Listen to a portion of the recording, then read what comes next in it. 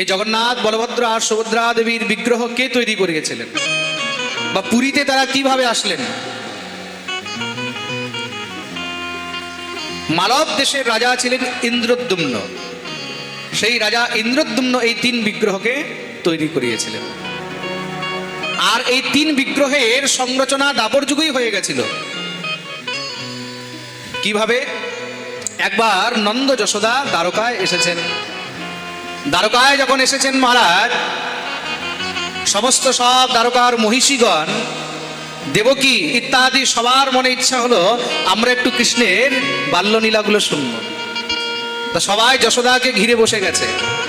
যশোদা, তুমি তো গোবিন্দকে পালন করেছো, গোবিন্দের জন্ম থেকে নিয়ে গোবিন্দের বড় হওয়া পর্যন্ত সবকিছু তুমি দেখেছো। সেই বৃন্দাবনে গোবিন্দ কিভাবে কি কি লীলা করেছে আমাদেরকে একটু শোনাবে? যশোদা আজকে কৃষ্ণ প্রেমে কৃষ্ণের সেই কথা সব শ্রবণ করাচ্ছেন। সুভদ্রাকে দরজায় দাঁড় করিয়ে রেখেছে, কেউ যেন ভিতরে না আসে। হঠাৎ করে কেউ আসলে ব্যবধান হবে। সুভদ্রা দরজার মধ্যে দাঁড়িয়ে আছে, পাহারা দিচ্ছে। এদিকে যশোদা কৃষ্ণ বলরামের সমস্ত সব কথা শ্রবণ করাচ্ছেন। কৃষ্ণ বলদেবের বাল্যলীলার কথা শুনতে শুনতে মহারাজ সবাই এত ভাবে মগ্ন হয়ে গেছে। কৃষ্ণ কথার ভাবই তো এরকম, নিজের দেহের পর্যন্ত কোনো জ্ঞান ছিল না। অনেক সময় দেখবে পাঠ শুনতে শুনতে মহারাজ, অনেক মারা বাচ্চাদেরকে নিয়ে পাঠ শুনতে বসছে, কিন্তু পাঠ শুনতে শুনতে এমন ভাবে হারিয়ে যায় যে বাচ্চা কোথায় চলে গেছে দেখা গেল হোশই নেই। প্রেম সে বলো রাধে রাধে।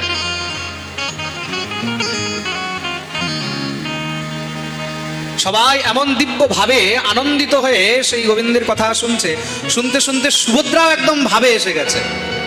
কোন সময় যে কৃষ্ণ বলরাম দুয়ারে এসে গেলেন সুভদ্রাও দেখতে পায়নি। কৃষ্ণ বলরাম দুয়ারে এসে সেখানে তারাও নিজের কথা শুনছে। আর নিজের সেই কথা শুনতে শুনতে কৃষ্ণ বলরামের এমন ভাবের আবেশ শুরু হলো, সে আবেশে তাদের শরীর বিগলিত হতে লেগেছে। দিব্য নিজের প্রেমের আবেশে, নিজের কথা শুনে কৃষ্ণ বলরাম ভাবের আবেশে একদম মহারাজ বিগলিত হতে লাগলেন, মনে হচ্ছে শরীর গলে যাবে। সেই অবস্থায় দেবর্ষি নারদ সেখানে উপস্থিত হলেন। প্রভুর এই প্রকার শরীর গলতে দেখে তো নারদ আর থাকতে পারলেন না, জোরে মহারাজ ধ্বনি দিয়ে উঠেছেন নারায়ণ নারায়ণ। শব্দ শুনেই সবাই স্তম্ভিত হয়ে গেলেন। এই কি প্রভু, আপনার এই কি দশা? শুধু কৃষ্ণ বলরাম নয়, সুভদ্রাও সেই দিব্য কথা শুনে তিনিও বিগলিত হয়ে যাচ্ছেন। প্রভু আপনার এই রূপ তো আমি কখনো দেখিনি, অদ্ভুত রূপ। ভগবান একদম চমৎকার হয়ে উঠেছেন, চমকে উঠেছেন মনে হয়। চোখগুলো বড় বড় হয়ে গেছে, হাত পা গুলো একদম সংকীর্ণ হয়ে গেছে ভগবানের। মা শোনাচ্ছে আর গোবিন্দ শুনছে, বলরাম শুনছে, সুভদ্রা শুনছে। দেবর্ষি নারদ বললেন প্রভু এই অদ্ভুত রূপ আজকে আমি প্রথম দর্শন করলাম। ভগবান বললেন নারদ, কলিযুগে আমার এই রূপ সংসারের মধ্যে জগন্নাথ নামে পূজিত হবে। বলিয়ে জগন্নাথ ভগবান কি। সেই জগন্নাথ বলভদ্র আর সুভদ্রাকে রথে বসিয়ে সমস্ত গোপীগণ টানতে লাগলেন যে আমরা বৃন্দাবন নিয়ে যাব। সেই গোপী ভাব নিয়ে আজও জগন্নাথ বলভদ্র আর সুভদ্রাকে সমস্ত ভক্তগণ টেনে থাকেন। শ্রী গৌর হরি সেই ভাবেই জগন্নাথ বলভদ্র সুভদ্রার রথকে টেনেছিলেন। কলিযুগে জগন্নাথ কি করে আসলেন? সত্যযুগের দেবতা হলেন নীলমাধব। নীলাচলের মধ্যে ব্রহ্মাদ্রি পর্বতের উপরে নীলমাধব সেখানে গুফার মধ্যে ছিলেন। শবর জাতির রাজা, মানে যে জঙ্গলের মধ্যে বনবাসী হয় না, বনবাসীদের আলাদা আলাদা জাতি হয়, কোল, ভীল, শবর। সেই শবর জাতির রাজা নাম হলো বিশ্বাবসু। সেই বিশ্বাবসু তিনি জঙ্গলের মধ্যে শিকার করতে করতে একদিন এক গুফার মধ্যে তিনি নীলমাধব ঠাকুরকে পেয়েছেন। নীলমাধব ঠাকুরকে পেয়ে নিত্য তিনি নীলমাধবের সেবা করতেন। আর নীলমাধবের সেবার প্রভাবে তিনি শিকার করা বন্ধ করে দিয়েছেন, ঠাকুরের সেবা করেন। কেন? প্রভু নীলমাধব একদিন বিশ্বাবসুকে বলছেন, বিশ্বাবসু তুমি যে জীব হত্যা করো, তুমি যে জীব হত্যা করে খাও, তোমার দেহের থেকে দুর্গন্ধ আসে, তাতে আমি খুব কষ্ট পাই, তুমি এগুলো সব পরিত্যাগ করো। বিশ্বাবসু প্রভুর জন্য সেই সমস্ত সব পরিত্যাগ করে দিয়ে দিব্য নীলমাধবের সেবা আরম্ভ করলেন। আর ভগবান কি হয়েছে, এদিকে রাজা ইন্দ্রদ্যুম্নকে স্বপ্নাদেশ করেছেন। কি স্বপ্নে আদেশ করেছেন?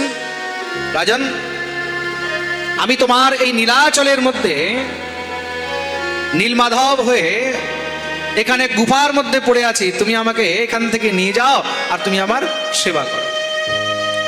রাজা নিজের 4 জন মন্ত্রীকে চারদিকে পাঠালেন, 4 দিশার মধ্যে। তার মধ্যে একজন মন্ত্রী, তার নাম হলো বিদ্যাপতি, তিনি ছিলেন ব্রাহ্মণ। মন্ত্রীর মধ্যে তো সব জাতি থাকে। 4 জন মন্ত্রীকে যে পাঠিয়েছেন তার মধ্যে এক শ্রেষ্ঠ মন্ত্রী, পরম বিদ্বান বুদ্ধিমান জাতিতে ব্রাহ্মণ, নাম ছিল বিদ্যাপতি। তিনি মহারাজ খুঁজতে খুঁজতে ব্রহ্মাদ্রি পর্বতের মধ্যে চলে গেছেন। ব্রহ্মাদ্রি পর্বতের মধ্যে গিয়ে উপস্থিত হয়েছেন। সেখানে পাশেই খুব সুন্দর নদী রয়েছে, সেই নদীর নাম হলো মহানদী। আপনারা যদি কোনো সময় নীলমাধব দর্শন করতে যান, সেই নীলমাধবের ব্রহ্মাদ্রি পর্বতের নিচেই দেখবেন মহানদী সেখানে বইছে। কেউ আপনাদের মধ্যে নীলমাধব গেছে? গেলে একটু হাত উপরে করো তো দেখি। বাস মাত্র 3-4 জন। আচ্ছা, জগন্নাথপুরী কে কে গেছে? তারা হাত উপরে করো তো। বাবা, এত ভক্ত জগন্নাথপুরী গেছে, কেউ নীলমাধব যাওনি? আপনারা পুরী দর্শন করতে গেলেন, সেখানে যদি নীলমাধব না দেখলেন তাহলে পুরী যাওয়া বৃথা। জগন্নাথ পুরী গেলে 3টি বিগ্রহ অবশ্যই দর্শন করতে হবে, অন্যথা আপনার পুরী যাওয়া বৃথা। কি কি? প্রথম হলো জগন্নাথ, দ্বিতীয় হলেন আলারনাথ, আর তৃতীয় হলেন নীলমাধব।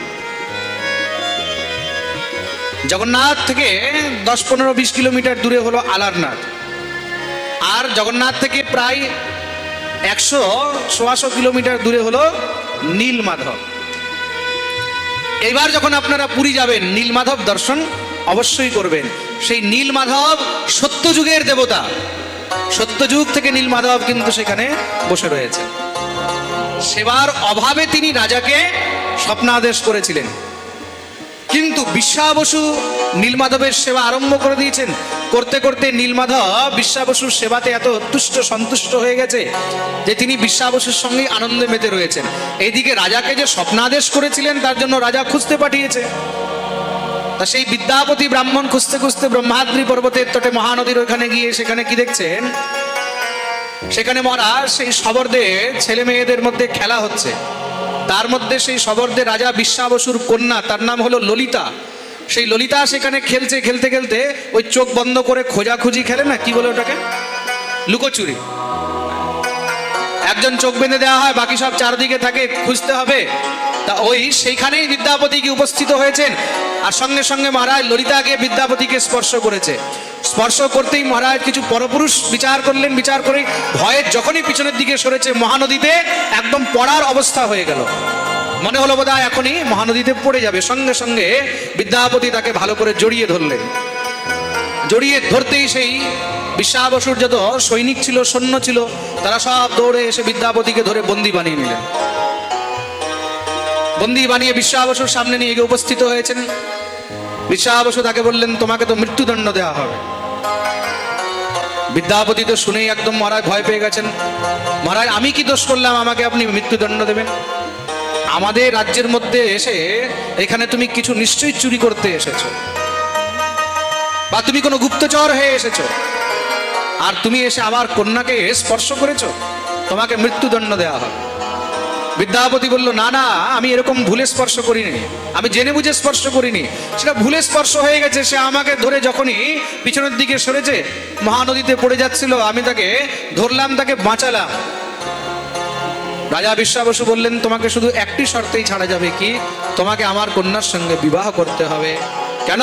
আমাদের এখানে নিয়ম রয়েছে, যেই পুরুষ আমাদের এখানে কন্যাকে স্পর্শ করে তাহাকে বিবাহ করিতে হয়। তুমি যদি বিবাহ না করো তাহলে তুমি জীবিত থাকতে পারবে না। বিদ্যাপতি মনে মনে বিচার করলেন, আমি বিবাহ করব কি করে? আমি ব্রাহ্মণ, আর এরা হলো শবর জাতি। বললেন, দেখো আমি তো ব্রাহ্মণ, আমি কি করে বিবাহ করতে পারি তোমার মেয়ের সঙ্গে? খুব বুঝাবার চেষ্টা করেছেন বিশ্বাবসু, মানে না, না না, আমি এসব শুনবো না। হয়তো তুমি বিবাহ করবে, নয়তো তোমাকে মরতে হবে। এখন বিদ্যাপতি মনে মনে বিচার করলেন, যদি মারা যায় তাহলে তো রাজার কাজ হবে না, নীলমাধবের শ্রী বিগ্রহ খুঁজে পাবো না। ঠিক আছে, নিজের কাজ পূর্ণ করার জন্য আমাকে বিবাহ করতেই হবে। তিনি তখন বিবাহ করলেন বিশ্বাবসুর কন্যা ললিতাকে। ললিতাকে বিবাহ করে তিনি সেখানে আছেন, আর শুধু উপায় খুঁজেন কিভাবে আমি কোন দিন এখান থেকে বেরোবো, কিভাবে আমি নীলমাধবকে খুঁজে আনবো। এই বিচার করতে করতে প্রায় উনি দেখেন যে সকাল হতেই ব্রহ্ম মুহূর্তে বিশ্বা বসু চলে যায়, সন্ধ্যা হলে আসে। রোজ বলে শিকার করতে যাচ্ছি, আসার সময় শিকার টিকার কিছু করে আসে না, আসার সময় কিছু ফলমূল নিয়ে আসে। তো মহা বিচিত্র জিনিস, সবর জাতি শিকার ছাড়া তারা থাকে না। সে সকালে যায়, সন্ধ্যাবেলায় আসে, কোনো শিকার করে আসে না, ফলমূল নিয়ে আসে। আর যখন ফিরে আসে তার দেহের থেকে চন্দনের মতন সুগন্ধ বেরোয়। একদিন সে নিজের স্ত্রী ললিতাকে বলেছে, ললিতা, বলে কি, সত্যি কথা বল, তোর বাবা রোজ কোথায় যায়? ললিতাকে তো মানা করা আছে, তার বাবা মানা করে রেখেছে, কাউকে এই গুপ্ত রহস্য বলা যাবে। সে তো রোজ যায় সেই পাহাড়ের মধ্যে গিয়ে সেই গুফার মধ্যে ব্রহ্মাত্রী পর্বতের ভিতরে নীলমাধবের সেবা করে চলে আসে। ললিতাকে বলা আছে কাউকে বলা যাবে না। ললিতা বলল, না না, বাবা তো শিকার করতে যায়। বিদ্যাপতি বলল, দেখ, স্বামীর কাছে কপট করতে নেই, কপট করলে তাহলে মনে রাখবি তোর অপরাধ হবে, আমিও ত্যাগ করে চলে যাব। তোকে তো বিবাহ করেছি, তুই তো আমার স্ত্রী, আমার কাছে কোনো জিনিস গোপনীয় রাখবি না। ললিতা তখন বলল, কি বলবো? হে পতিদেব, হে নাথ, আমার পিতা প্রত্যেক দিন ব্রহ্ম মুহূর্তে তিনি এই ব্রহ্মাদ্রি পর্বতের গুফার মধ্যে ঠাকুর নীলমাধব রয়েছে তার সেবা করতে যান। যখনই শুনেছে বিদ্যাপতি, ও হো হো, এই সেই নীলমাধব যিনি রাজাকে স্বপ্নাদেশ করেছেন। আহা হা, সন্ধান তো পেয়ে গেলাম, কিন্তু তাকে খুঁজে কি করে বের করব? বিশ্বা বসু যখন সন্ধ্যাবেলায় এসেছে, বিদ্যাপতি গর্জনা করে বিশ্বা বসুকে বললেন, নিজের কন্যাকে বিবাহ দিয়ে ঘরের মধ্যে আমাকে রেখেছো, আমার সঙ্গে কপট করো? হ্যাঁ, তুমি রোজ সেখানে নীলমাধব দর্শন করতে যাও, নীলমাধবের সেবা করতে যাও, আমাকে কি নিয়ে যাওয়ার ইচ্ছা হয় না? আমাকেও নিয়ে যেতে হবে। বিশ্বা বসু বিচার করলেন, জামাই বলেছে নিয়ে তো যেতে হবে, নাহলে জামাই রেগে যাবে। কিন্তু মনে মনে ভয় রয়েছে, কিসের? যদি নীলমাধবকে নিয়ে চলে যায়। বিদ্যাপতি এখানে এসেছে কোন কারণে এসেছে, কিসের জন্য এসেছে, বিশ্বা বসু তো জানে না। মনে মনে ভাবলো, সত্যিই কি এখানে নীলমাধবকে খুঁজতে এসেছে? যদি নিয়ে চলে যায়। আর নীলমাধব তো বিশ্বা বসুর প্রাণ হয়ে গেছে, নীলমাধবের সেবা ছাড়া বিশ্বা বসু আর থাকতে পারে না। সকাল হতেই একদম মহারাজ মহানদী স্নান করে সোজা চলে যায় সেবায়, দিনভর সেবা করতে থাকে, সন্ধ্যাবেলায় ফিরে আসে। একদম মহারাজ গুফা ঢেকে ঢুকে দিয়ে চলে আসে। জামাই বলেছে এখন মনে ইচ্ছা হয়েছে, না নিয়ে গেলে রুষ্ট হবে। ললিতাও বলল, দেখো, ইচ্ছা যখন হয়েছে একবার নিয়ে যাও, দর্শন করিয়ে আনো। বিদ্যাপতি বারবার অনুনয় বিনয় করছেন, আমাকে একবার তো দর্শন করাও। বললেন, ঠিক আছে, তাহলে কালকে ব্রহ্ম মুহূর্তে তুমি আমার সঙ্গে যাবে। বিদ্যাপতি মনে মনে খুব খুশি হয়েছে, রাতভর ঘুম হয়নি বিদ্যাপতির। কেন? আমি নীলমাধবের দর্শন করতে যাব। সকালবেলায় যখনই মহারাজ যেতে লাগলেন, যার সময় হঠাৎ করে তিনি স্ত্রী ললিতাকে বললেন, ললিতা, একটা কাজ করতো, আমাকে কিছু ধান্য দিয়ে দে। ধান্য, কেউ বলে গম দিয়েছিল, কেউ বলে শস্য দিয়েছিল। গমও ধান্য, শস্য ধান্য, সপ্ত ধান্যের মধ্যে এগুলো ধান্য। ললিতা বলল, কিসের জন্য? বলে, দেখ, ঠাকুর দর্শন করতে যাব তো, খালি হাত দর্শন করতে নেই। আমি পাঠে বলি না, সংসারের মধ্যে কিছু জায়গা আছে যেখানে খালি হাত যেতে নেই। কোথায়? ঠাকুর বাড়ি, মানে মন্দিরে গেলে কখনো খালি হাত যেতে নেই, গুরুর বাড়ি, গুরুর কাছে গেলে খালি হাত যেতে নেই, পাঠে, কীর্তনে, বন্ধুর বাড়ি, এগুলোতে গেলে খালি হাত যেতে নেই। কিছু না কিছু অর্পণ অবশ্যই করা উচিত, অন্যথা দোষ হয়। তা আমি দর্শন করতে যাচ্ছি, আমার কাছে তো কিছু নেই, তুই আমাকে কিছু ধান্য দে। সঙ্গে সঙ্গে মহারাজ দুই হাতে ধান তুলে দিয়ে দিলেন। ধান নিয়ে একটা মহারাজ পটলির মধ্যে বেঁধে কোমরে চলছেন। কেন? বিশ্বা বসু মহারাজ যাওয়ার সময় বলেছে, তোমার চোখ বন্ধ করে নিয়ে যাব, তোমার চোখ বন্ধ করিয়ে নিয়ে যাব। চোখের মধ্যে কাপড় বেঁধে মারা নিয়ে যাচ্ছে। বিদ্যাপতি জানে চোখ বন্ধ করলে আমি তো রাস্তা চিনতে পারবো না, জানতে পারবো না। তা বিদ্যাপতি যখন চলছে পিছনে পিছনে, ও আস্তে আস্তে আস্তে আস্তে করে দুইটা চারটা করে সেই ধান রাস্তায় ফেলে দিয়ে যাচ্ছে। যখন গিয়ে উপস্থিত হয়েছে নীলমাধবের সম্মুখে, চোখের কাপড় খুলেছে, সামনে নীলমাধব দর্শন করে একদম আপ্লুত হয়ে গেছে। আবার চোখ বেঁধে ফিরিয়ে নিয়ে এসেছে। দেখতে দেখতে মহারাজ কিছুদিন পেরিয়ে গেল, রাত গাই বাদ গাই, দিন পেরিয়ে গেছে, বিদ্যাপতি আর কিছু বলেনি। দেখতে দেখতে পূর্ণিমার রাত্রি এসেছে। পূর্ণিমার রাত্রিতে একটু আলো হয়। এইদিকে মহারাজ ওই যে ধানগুলো ফেলেছিল প্রায় 8-10 দিন হয়ে গেছে, আস্তে আস্তে তার থেকে গাছ উঠে গেছে। পূর্ণিমা রাত্রিতে হঠাৎ করে বিদ্যাপতি বলল আমি একটু যাই ঘুরে আসি। বলে সঙ্গে সঙ্গে মহারাজ ওই যে ধান ফেলে ফেলে যেখানে গেছিল সেখানে তো গাছ উঠে গেছে। ওই গাছগুলোকে দেখে দেখে দেখে দেখে দেখে দেখে দেখে দেখে একদম চিহ্নিত করেছিল না, সোজা গিয়ে পৌঁছে গেছে কোথায়? নীলমাধবের কাছে। সেখানে গিয়ে একদম নীলমাধবের চরণে পড়ে কাঁদতে লেগে গেছে। প্রভু, আমি তোমাকে নিতে এসেছি, কতদিনের অপেক্ষা ছিল তোমাকে নেয়ার জন্য। নীলমাধবকে যখনই মহারাজ নেয়ার জন্য তিনি উদ্যত হয়ে ধরতে গেলেন, নীলমাধব অন্তর্ধান হয়ে গেলেন। অন্তর্ধান হতেই তো একবার সে কাঁদতে লেগেছে, প্রভু এই কি তুমি অন্তর্ধান হয়ে গেলে? তুমি তো রাজাকে আদেশ করেছিলে যে তুমি রাজার কাছে গিয়ে সেবিত হবে, তুমি অন্তর্ধান হলে কেন? নীলমাধব বললেন, বিদ্যাপতি আমি আর এই জায়গা ছেড়ে কোথাও যাব না। কেন? বিশ্বাবসুকে ছেড়ে আমি আর যেতে পারবো না। আমি বিশ্বাবসুর সেবায় সন্তুষ্ট হয়েছি। কিন্তু প্রভু যদি আমি আপনাকে না নিয়ে যাই তাহলে রাজা মনে করবে যে আমি আপনাকে খুঁজিনি। এত দীর্ঘদিন পর্যন্ত এখানে থেকে আপনাকে না নিয়ে গেলে তো রাজা আমাকে দণ্ডিতও করতে পারে। আপনি কৃপা করে একবার আমার সঙ্গে চলুন। নীলমাধব বললেন, কিন্তু মনে রাখবে আমি যাব, গিয়ে ওখানে থাকবো না। নীলমাধবকে নিয়ে উপস্থিত হলেন মহারাজ। রাজা যখনই নীলমাধবকে দর্শন করেছেন, ঠাকুরের জন্য দিব্য মন্দির তৈরি হবে, সব কিছু তৈয়ারি হচ্ছে, নীলমাধবকে রাখা হয়েছে। রাত্রিবেলা নীলমাধব আবার অন্তর্ধান হয়ে গেলেন। সকাল হতেই মহারাজ চারদিকে সব ছড়িয়ে গেছে, নীলমাধব নেই, নীলমাধব। এইদিকে বিশ্বাবসু যখন নীলমাধবকে দেখতে পায়নি, সে তো হাওয়া করে কাঁদতে লেগে গেছে, গুফার মধ্যে বসে কাঁদছে। যখনই নীলমাধব সেখানে প্রকট হয়েছেন, সঙ্গে সঙ্গে নীলমাধবকে জড়িয়ে ধরেছে, বলিয়ে নীলমাধব ভগবান কি। প্রভু তুমি কোথায় গেছিলে? নীলমাধব বললেন, বিশ্বাবসু আমাকে বিদ্যাপতি নিয়ে গেছিল, কিন্তু তোকে ছেড়ে আমিও আর থাকতে পারবো না, আজ থেকে আমি এখানেই থাকবো। এদিকে তো রাজা কাঁদতে লেগেছে, প্রভু আমার কাছে এসে কেন চলে গেলেন? রাত্রিবেলায় বিদ্যাপতি তো জানতেন যে প্রভু তো এখানে থাকবেন না। স্বয়ং ভগবান রাজা ইন্দ্রদ্যুম্নকে স্বপ্নাদেশ করলেন, রাজন তুই চিন্তা করিস না, তোকে যখন আমি বলেছি তোর কাছে থাকবো, আমি তোর কাছে থাকবো, কিন্তু এই রূপে নয়, আমি তোর কাছে জগন্নাথ রূপে থাকবো। তোর কাছে সমুদ্রের মধ্যে সেখানে বিশাল একটি দারু মানে কাষ্ঠ ভেসে আসবে। কোথা থেকে? দ্বারকা বন। দ্বারকা বন মানে দ্বারকা থেকে, সেখান থেকে দিব্য সেই কাষ্ঠ তোর কাছে ভেসে আসবে সমুদ্রে।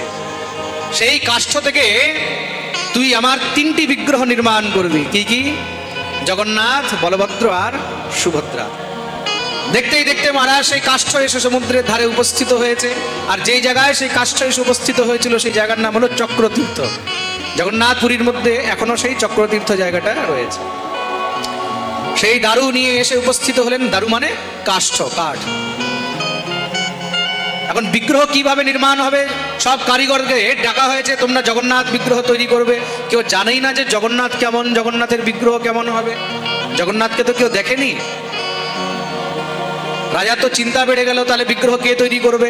ভগবান কি করলেন? বিশ্বকর্মাকে পাঠালেন, যাও তুমি গিয়ে বিগ্রহ তৈরি করো। বিশ্বকর্মা বৃদ্ধ ব্রাহ্মণ রূপ ধারণ করে এসেছেন। বিশ্বকর্মা এসে রাজাকে বললেন, রাজন তুমি কারিগর খুঁজছো জগন্নাথ বিগ্রহের জন্য? বলে হ্যাঁ হ্যাঁ। বলে আমি বানাবো। তুমি কি করে বানাবে? বলে আমি নিজের বাপ ঠাকুর দাদাদের মুখে জগন্নাথের বিষয়ে শুনেছিলাম, আমি জানি জগন্নাথ কেমন। তুমি বানাতে পারবে এই বয়সে? বলে চিন্তা করো না, আমি বানাতে পারবো, কিন্তু মনে রাখবে আমি যখন বিগ্রহ বানাতে যাব 21 দিন পর্যন্ত তোমরা কেউ আমাকে বাধা দেবে না। দরজা বন্ধ থাকবে, আমি কারোর সামনে কাজ করব না, একান্তে একা দরজা বন্ধ করে আমি বিগ্রহ তৈরি করব। মনে রাখবে যদি তোমরা কেউ দরজা খুলেছো তাহলে আমি আর বিগ্রহ নির্মাণ করব না। সেই বৃদ্ধ ব্রাহ্মণ রূপে মহারাজ তিনি বিগ্রহ তৈরি করতে আরম্ভ করলেন। এখন বিগ্রহ তৈরি করছেন, ভিতর থেকে আওয়াজ আসছে। বিগ্রহ তৈরি করলে এখন কাঠের কাজ করলে আওয়াজ তো হবে, ঠাক ঠুক ঠুক ঠাক কিছু আওয়াজ হচ্ছে। দেখতে দেখতে মহারাজ 2 দিন 4 দিন 5 দিন 10 দিন হয়ে গেল। আওয়াজ হচ্ছিল 11 দিন থেকে আর আওয়াজ হচ্ছে না। 1 দিন হলো, 2 দিন হলো, 3 দিন হলো, 4 দিন হলো, 14 দিন হয়ে গেছে। মহারাজ ইন্দ্রদ্যুম্ন রাজার স্ত্রী, তার নাম হলো গুন্ডিচা, তার নাম হলো গুন্ডিচা। গুন্ডিচার তো চিন্তা হয়ে গেছে, স্ত্রী জাতি তো, স্ত্রী জাতির মধ্যে একটু মায়া মমতা তো থাকে। রাজাকে বললেন একটি কথা বলবো। বলো বলো দেবী। এই বৃদ্ধ ব্রাহ্মণ মূর্তি তৈরি করতে ঢুকেছে, আজকে 14 দিন হলো না খেয়ে দিয়ে সেখানে কাজ করছে। আগে তো তাও আওয়াজ শোনা যাচ্ছিল ঠাক ঠুক ঠুকঠাক, 3-4 দিন হয়ে গেছে কোনো আওয়াজ শুনতে পাচ্ছি না। কোথাও আবার মরে টরে যায়নি তো? ব্রাহ্মণ যদি মরে যায় তাহলে তো আমাদের উপরে ব্রহ্মহত্যার দোষ লাগবে। চলো একবার গিয়ে দেখি। রাজা বললেন দেখো সে বলেছে 21 দিন পর্যন্ত দরজা খুলবে না। রানী বলল আরে যদি মরে যায় তাহলে আমরা কি করব? ব্রহ্মহত্যার দোষ লেগে যাবে, যা হবে হবে চলো। রাজা রানী দুইজন চিন্তিত হয়ে মহারাজ আর থাকতে পারলেন না। কাছে গিয়ে ডাকছেন দরজার বাইরে থেকে, ও বিপ্রদেব, ও ব্রাহ্মণদেব, ও বিপ্রদেব। কোনো সাড়া নেই, শব্দ নেই, কিছুই নেই। রাজার তো আরো চিন্তা বেড়ে গেছে, ভয় হয়ে গেছে। থাকতে না পেরে সঙ্গে সঙ্গে মহারাজ ধাক্কা দিয়ে দরজা খুলে দিলেন। যখনই দরজা খুলেছেন সঙ্গে সঙ্গে মহারাজ তিনি তো অন্তর্ধ্যান হয়ে গেছেন। আসলে সেই বুড়ো ব্রাহ্মণ তো কোনো সাধারণ নয়, তিনি তো বিশ্বকর্মা ছিলেন। যখনই দরজা খুলেছে অন্তর্ধ্যান হয়ে গেছে। কিন্তু ততক্ষণে সেই বিগ্রহ পুরোপুরি নির্মাণ হয়নি, বিগ্রহ অর্ধেক তৈরি হয়েছে, এখনো ফিনিশিং কাজ চলছিল, এখনো ফিনিশিং কাজ চলছিল। মাঝখানে দরজা খুলে দিয়েছে, সে তো অন্তর্ধ্যান হয়ে গেছে। আর প্রভুর একটা অদ্ভুত রূপ সামনে দেখা গেছে। কি অদ্ভুত রূপ? না পা হয়েছে না হাত হয়েছে, অর্ধেক হাত আর কোমর পর্যন্ত তৈরি হয়েছিল, মুখটা তৈরি হয়েছে। চারদিকে খুঁজছে সেই ব্রাহ্মণ, তো আর নেই। ব্রাহ্মণকে না পেয়ে সঙ্গে সঙ্গে কাঁদতে লেগেছে। এই কি হলো? তৎক্ষণাৎ তার স্ত্রী গুন্ডিচা সেখানে মূর্ছিত হয়ে গেলেন। রাজা যখনই গুন্ডিচা সেই স্ত্রীকে হোঁশে এনেছে, আকাশবাণী হলো, রাজা আমি তোমার ভক্তিতে অতি প্রসন্ন হয়েছে। হে দেবী গুন্ডিচা, আমি তোমার ভক্তিতে অতি প্রসন্ন হয়েছে। গুন্ডিচা বললেন প্রভু কিন্তু আপনার বিগ্রহ নির্মাণ তো সম্পূর্ণ হলো না। সম্পূর্ণ নির্মাণ কি করে হবে? ভগবান বললেন চিন্তা করো না, আজ থেকে কলিযুগে আমি এই রূপেই সংসারকে দর্শন দেব। আর তখন থেকে ভগবান শ্রী জগন্নাথ বলভদ্র সুভদ্রা হয়ে এই রূপে সমস্ত সংসারকে দর্শন দিচ্ছেন। জগতের যিনি নাথ তিনি হলেন জগন্নাথ। নীলাচল নিবাসায় নিত্যায় পরমাত্মনে বলভদ্র সুভদ্রাভ্যাম জগন্নাথায় তে নমঃ। बोलिए जगन्नाथ भगवान की। এই হলো দিব্য জগন্নাথ ভগবানের মহিমা, জগন্নাথ ভগবানের প্রাগট্যের কথা, কিভাবে প্রভু আসলেন। আর সেই জগন্নাথ ভগবানের প্রাগট্য দিবসে তাকে অভিষেক করা হয়, স্নান ইত্যাদি করানো হয়, তা প্রভুর জ্বর চলে আসে। ওই যে 14 দিন নির্মাণ হয়েছিল, 14 দিন প্রভু বন্ধ থাকেন, কেউ তাকে দেখে না। 15 দিনের দিন ভগবানকে বাইরে নিয়ে আসা হয়। আর তৎপশ্চাৎ ভগবানকে শৃঙ্গার করে সুন্দর সাজিয়ে রথে বসিয়ে নিয়ে যাওয়া হয়। কোথায়? গুন্ডিচা। যেখানে রানী থাকতেন সেই রানীর ঘরে গুন্ডিচার এখানে ভগবানকে নিয়ে যাওয়া হয়। ঠাকুর সেখানে বিশ্রাম করেন। বিশ্রাম করে তৎপশ্চাৎ আবার ভগবানকে মন্দিরে নিয়ে আসা হয়। बोलिए जगन्नाथ भगवान की जय जय नवल किशोर जय गोपी चितचोर प्रभु जय जय माखन चोर। बोलिए भक्तवत्सल भगवान की जय जय श्री राम। निताय गौर हरि।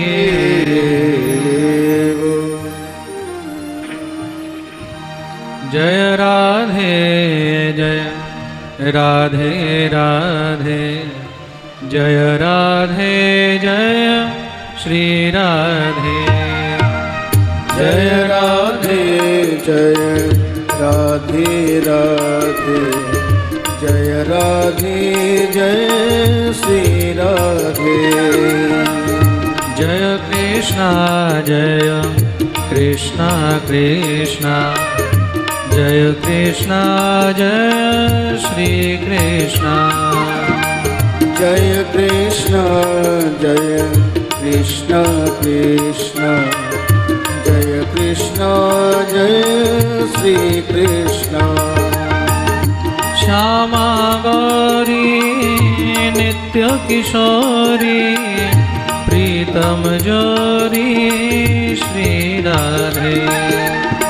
श्यामा गौरी नित्य किशोरी गाइए सभी प्रीतम जोड़ी श्री राधे। रसिक रसीलो छैल छबीलो गुण गर्वीलो श्री कृष्णा। रसिक रसीलो छैल छबीलो गुण गर्वीलो श्री कृष्णा। दास विहारिणी रस विस्तारिणी प्रिय उर्धारिणी श्री राधे। रस विहारिणी रस विस्तारिणी प्रिय गुरधारिणी श्री राधे। नव नव रंगी नवल त्रिभंगी श्याम सुअंगी श्री कृष्णा। नव नव रंगी नवल त्रिभंगी श्याम सुअंगी श्री कृष्णा। प्राण प्यारी रूप उजारी अति सुकुमारी श्री राधे। प्राण प्यारी रूप उजारी अति सुकुमारी श्री राधे। नैन मनोहर महामोद कर सुंदर बरतर श्री कृष्णा। मनोहर महामोद कर सुंदर रधर श्री कृष्णा। शोभा श्रेणी मोहामेनी कोकिल वेणी श्री राधे। शोभा श्रेणी मोहामेनी कोकिल वेणी श्री राधे। कीर्तिवंता कामिनी कंता श्री भगवंता श्री कृष्णा। तीर्थवंता कामिनी कंता श्री भगवंता श्री कृष्णा।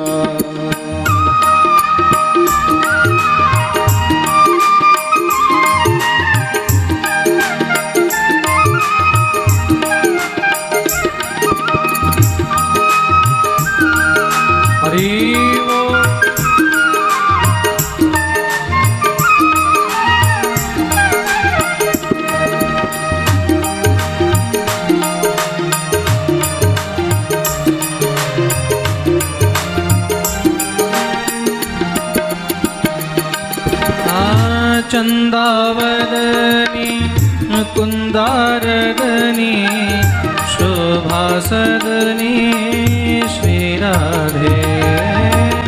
चंदावदनी कुंदारदनी शोभासदनी श्री राधे। परम उदारा प्रभापारा अति सुकुमारा श्री कृष्णा। परम उदारा प्रभापारा अति सुकुमारा श्री कृष्णा। हंसागमनी राजत रमणी क्रीडा कमनी श्री राधे हंसागमनी राजतरमणि क्रीडा कमनी श्री राधे रूप रसाला नयन विशाला परम कृपाला श्री कृष्ण रूप रसाला नयन विशाला परम कृपाला श्री कृष्ण कंचन बेली रति रस रेली अति अलवेली श्री राधे कंचन बेली रति रस बेली अति अलवेली श्री राधे सब सुख सागर सब गुण आगर रूप उजागर श्री कृष्ण सब सुख सागर सब गुण आगर रूप उजागर श्री कृष्ण रमणी रम्या तरु तरतम्या गुण आगम्या श्री राधे रमणी रम्या तर तरतम्या गुण आगम्या श्री राधे धाम निवासी प्रभा प्रकाशी सहज सुहासी श्री कृष्ण धाम निवासी प्रभा प्रकाशी सहज सुहासी श्री कृष्ण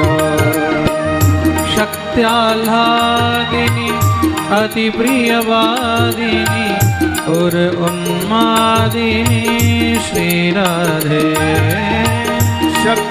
शक्त्याह्लादिनी अति प्रियवादिनी और उन्मादिनी श्री राधे अंग अंग टोना सरस सलोना सुभग सुठोना श्री कृष्ण अंग अंग टोना सहज सलोना सुभग सकोना श्री कृष्ण राधा नामिनी गुण अभिरामिनी हरि प्रिय स्वामिनी श्री राधे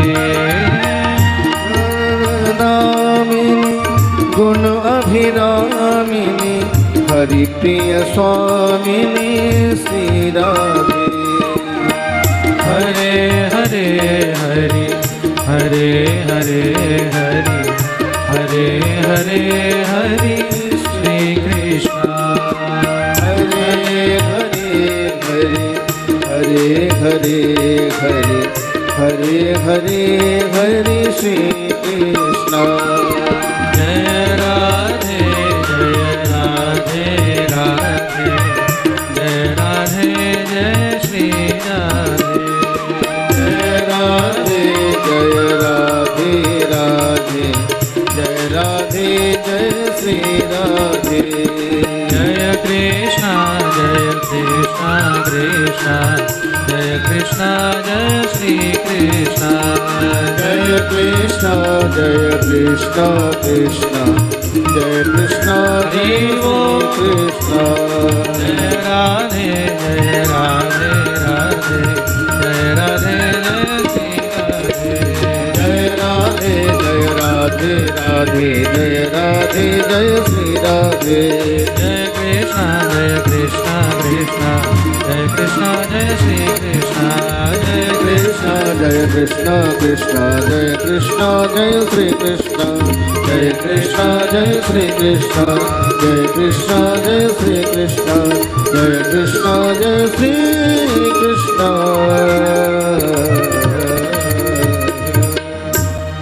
बोली राधा श्याम सुंदर लाल की जय श्री श्री राधा कुंज बिहारी भगवान की जय जगन्नाथ भगवान की श्री हंस भगवान की सनकादि भगवान की श्री नम्बार्क भगवान की जय जय श्री राधे निताय गौर हरि